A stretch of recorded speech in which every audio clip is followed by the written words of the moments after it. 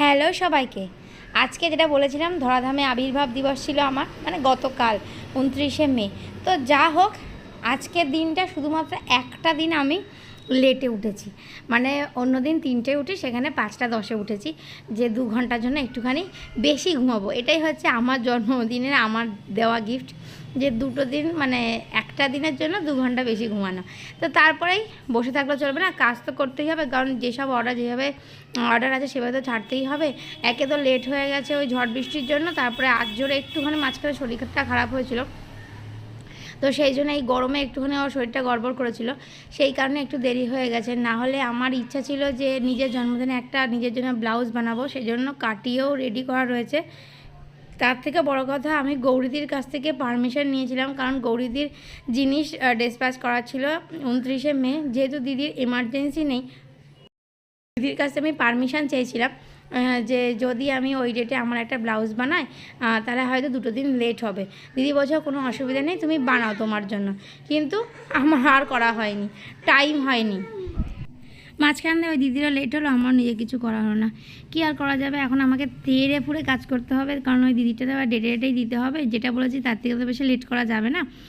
তো এইখানে ব্লাউজটা বানাচ্ছিলাম সোহিনীর জন্য। সোহিনী বলছে দিদি আমাকে না যেরকম ব্লাউজ বানাও সেরকম বানিয়ে দেবে না, মানে একটু অন্যরকম কিছু করো আর সিম্পলের মধ্যে করো, মানে তুমি যেরকম ওই পিঠের কাছে বড় একটা কলকা দাও, ওই কলকাটা আমাকে দেবে না, তুমি অন্য কিছু করে বেশি একটু মানে ভরা ভরা লাগবে, কিন্তু বা সিম্পলও হবে, সেরকম কিছু করো। আর যখন আমাকে এইরকম বলে সিম্পলের মধ্যে করো, বেশি ভরা ভরা করো না, তখনই আমার চাপটা লাগে।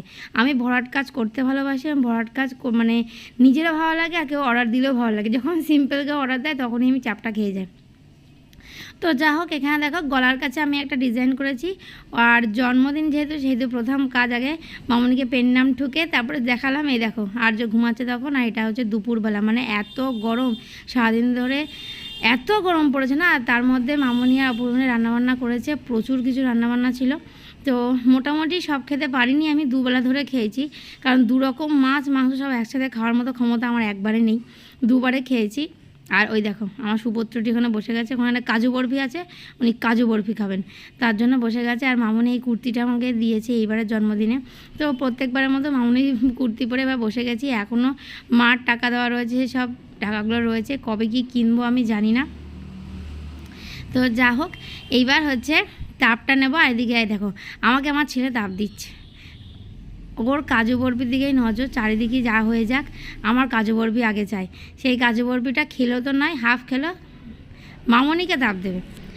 আর এইবারের জন্মদিন আমার সেরকম কিচ্ছু কেনা হয়নি, সত্যি বলছি টাইম পাইনি।